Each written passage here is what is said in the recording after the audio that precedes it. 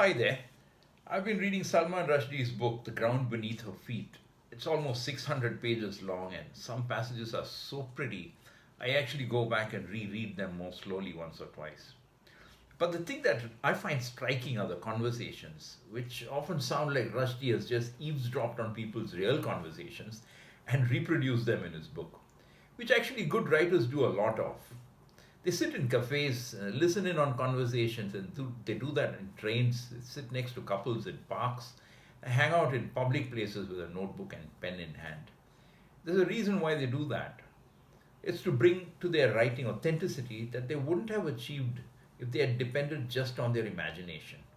The writing comes alive, and readers can't help but respond and be transported by the stories because they're believable. Which brings me to my point.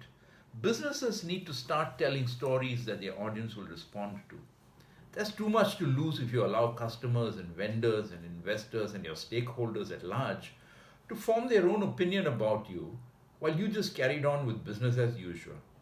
And here's where you begin by asking questions like, what do I stand for? Why should people buy my product or service? What makes me different from my competitors? In many cases, it will be your personal stories that will be most compelling. Former Starbucks CEO Howard Schultz is honest about his humble beginnings and often talks about how his growing up days fueled his ambitions.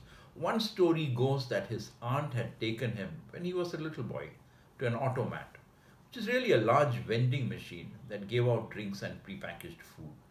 So the aunt puts a coin in, and out comes a pie, and little Howard is completely blown away. He asks his aunt, how did that happen? She tells him that it's a magician. He believes her. And that sense of wonder, that theater and romance of that experience, inspired his vision for the Starbucks retail experience. Schultz's story, like a lot of other successful entrepreneur stories, is that unadulterated truth goes straight to the heart of the listener. Explaining how your company can solve a problem through narrative is effective in presentations as well as interviews. This is what your customers are waiting to hear.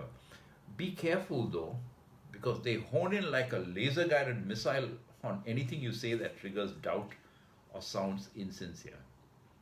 Customers generally know when a company or a brand is trying to pull a fast one, and they're not going to like it.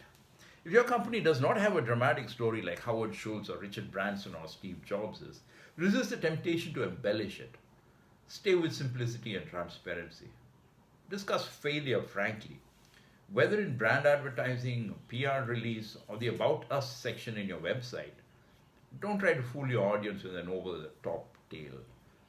So, one thing I can tell you for sure, no matter how smart you sound, however slick your PowerPoint presentation is turned out, or however well you are dressed on that day, if you don't tell the truth, your audience will know.